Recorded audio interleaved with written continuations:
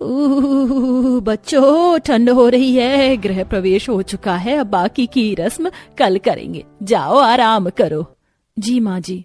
सब अपने अपने कमरे में आराम करने चले जाते हैं। तभी अवनी आकर सास का कमरा खटखटाती है। उसके चिल्लाने से घर के सारे लोग आ जाते हैं। माँ जी, ओ माँ जी, आपने मेरे साथ ठीक नहीं किया। मैं इस घर की छोटी सही लेकिन अमीर बहू हूँ। आपने मुझे छोटा कमरा कैसे दिया और उस गरीब जेठानी को बड़ा कमरा दे दिया? क्यों? इस घर में सबसे ज्यादा दहेज मेरे घर से आया है ना, तो क्या मेरी इतनी भी इज्जत नहीं है कि मैं बड़े कमरे में रहूं? अपनी क्यों तमाशा कर रही हो? सबको अपने कमरे में गए हुए 10 मिनट नहीं हुए और तुम चालू हो गई।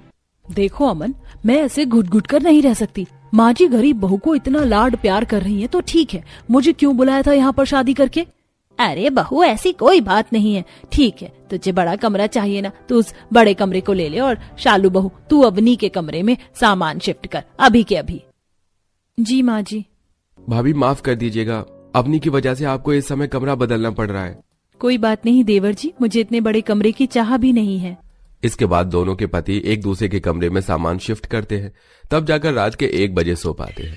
अगले दिन दोनों बहू रसोई में एक साथ पहली रसोई का खाना बना रही थी कि शालू अवनी से खाना बनाते बनाते टकरा जाती है, जिससे अवनी की महंगी साड़ी पर चटनी गिर जाती है। How dare you! देखो, तुम्हारी वजह से मेरी कितनी महंगी साड़ी खराब हो गई। तुम्हें अंदाजा भी है ये कितने पैसों की है? यू गवार कहीं की, आंखें हैं या बटन? अरे बाबा माफ कर दो अवनी, गलती से हो गया, मैं तुम्हारी साड़ी को अभी साफ कर देती हूँ। तभी शालू उसके कपड़े साफ कर देती है। 2 दिन गुजरते हैं। शालू झाड़ू लगाते हुए कहती है, अवनी देखो, मैं झाड़ू लगा रही हूँ, तुम कपड़े धो दो क्योंकि मुझे खाना भी बनाना है। क्या बोला तुमने मुझे? तुम्हारी हिम्मत कैसे हुई मुझे इस घर में काम देने की? मैं क्या यहाँ पर झाड़ू पोछा करने के लिए आई हूँ? ये झाड़ू पोछा का काम तुम जैसी नौकरानी पर सूट करता है, मुझ पर नहीं। तुम्हारा इतना भी स्टैंडर्ड नहीं है कि तुम मेरे सामने खड़ी हो पाओ। You get that? अवनी, तुम छोटी सी बात को इतना बड़ा क्यों कर रही हो? कोई बात नहीं, मैं कर लूंगी। नहीं, अब तो बात होकर ही रहेगी और काम का बंटवारा होगा। माँ जी फौरन यहाँ आइए। अब क्या हुआ बहू? हुआ ये है माँ जी कि इसका मेरे साथ कोई स्टैंडर्ड नहीं है। मैं आपकी अमीर बहू हूँ और ये गरीब बहू है, और इसके साथ मैं एक रसोई में तो क्या, घर में काम करना पसंद नहीं करती, और ये कल की आई हुई 2 कौड़ी की गरीब जेठानी मुझे काम देगी? मुझे बिल्कुल नहीं। अगर ये सोच रही है कि ये जेठानी होकर मैं इसके इशारों पर नाचूंगी तो इसे बोल दो अपनी गलतफहमी से बाहर आ जाए, और मैं इसके हाथ का खाने वाली भी नहीं हूँ। आप फौरन काम का बंटवारा करो। बहू तू। माँ जी, आप क्या चाहती है, मैं यहाँ से चली जाऊं? ठीक है बड़ी बहू, अब से तू जितने भी झाड़ू पोछा पानी वाले काम है वो तू करेगी, और छोटी बहू अब से तू सिर्फ खाना बनाएगी। माँ जी, मैं खुशी खुशी घर के काम कर लूंगी, लेकिन देवरानी जी मुझे गलत समझ रही है। मैं तो बस यूं ही। जस्ट शट अप, जाओ अपना जो काम कर रही थी वो करो। फिर ठंड में शालू ठंडे पानी से पोछा लगाकर उसके खाना बनाने के बाद गंदे बर्तन भी ठंडे पानी से साफ करती है। कुछ दिन तो यूं ही चलता है। धीरे धीरे अवनी उसे परेशान करने के लिए कभी उसके ठंडे पानी में धोए कपड़े वापस मिट्टी में गंदे करती है, तो कभी पोछा लगाते हुए बाल्टी में लात मार देती है, जिससे सारा पानी फैल जाता है। अवनी, ये तुमने क्या किया? बड़ी मुश्किल से मैंने पूरे हॉल में पोछा लगाया था और तुमने फिर से गंदा कर दिया। नहीं, मैंने तो कुछ नहीं किया, और वैसे भी माँ जी ने काम का बंटवारा कर रखा है, तो चुपचाप से अपना काम करो। अवनी जब जाती है तो उसके हाथ पर पांव रखकर चली जाती है। Avni, oops sorry. वो क्या है ना, मुझे सूखी जगह में से जाना था और यहाँ पर सारी जगह गीली है, दिखाई नहीं दिया।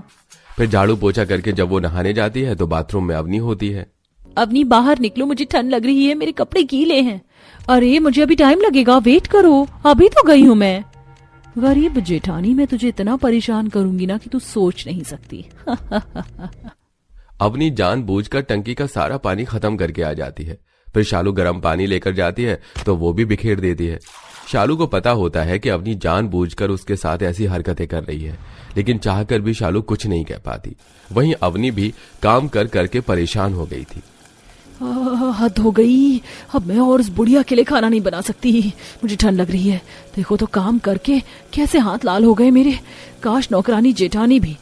अरे हाँ, खाना बनाने के लिए एक नौकर रख लेती हूँ, फिर रजाई में बैठकर ठंड में आराम करूंगी, हीटर जलाऊंगी और मूंगफली खाऊंगी। हाँ, ये सही रहेगा। फिर अवनी एक बावर्ची नौकर को घर में लेकर आती है और उससे खाना बनवाकर खुद परोसकर सास को देती है। पर दूसरे दिन रसोई में अवनी को हीटर के सामने और नौकर को खाना बनाते हुए सुलोचना देख लेती है और कहती है, अवनी बहू, ये सब क्या है? तेरे कहने पर मैंने घर में काम का बंटवारा किया और तुझे एक काम मिला था, खाना बनाने का। वो भी तू नहीं कर पाई, इसके लिए भी तूने नौकर ढूंढ लिया। मेरे इतने भी बुरे दिन नहीं आई कि दो बहू के होने के बाद भी मैं नौकर के हाथ का खाना खाऊं। बता तूने ऐसा क्यों किया, और तू किससे पूछकर इस घर में आया? निकल जा यहाँ से और पकड़ अपने पैसे। नौकर वहां से चला जाता है और गुस्से में अवनी मन में बड़बड़ाती है।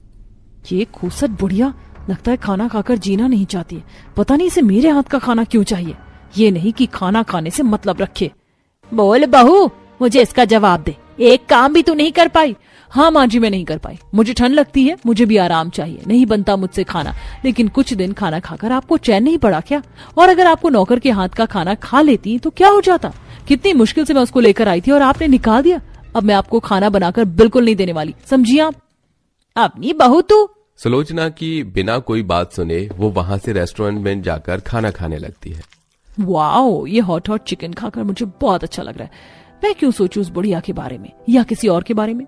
मेरे पास मेरे पति का क्रेडिट कार्ड है और मैं इससे जितना मर्जी बाहर से खाना मंगा सकती हूँ। कोई खाना नहीं बनाने वाली मैं। वहां सास भूखी होती है तो शालू कहती है, माँ जी, मैंने सब सुना था। देवरानी जी आपको जो बोल रही थी, आप परेशान मत होइए, मैं खाना बनाकर लाती हूँ। यह कहकर शालू जाकर खाना बनाने लगती है। तो वहां आटा, दाल, चावल, कोई भी राशन नहीं होता है। तो अपने पति से कहकर राशन मंगवाती है। इतने में दोनों बेटे घर पर राशन ले आते हैं। इतना सारा राशन मंगवाया है, अंदर कुछ नहीं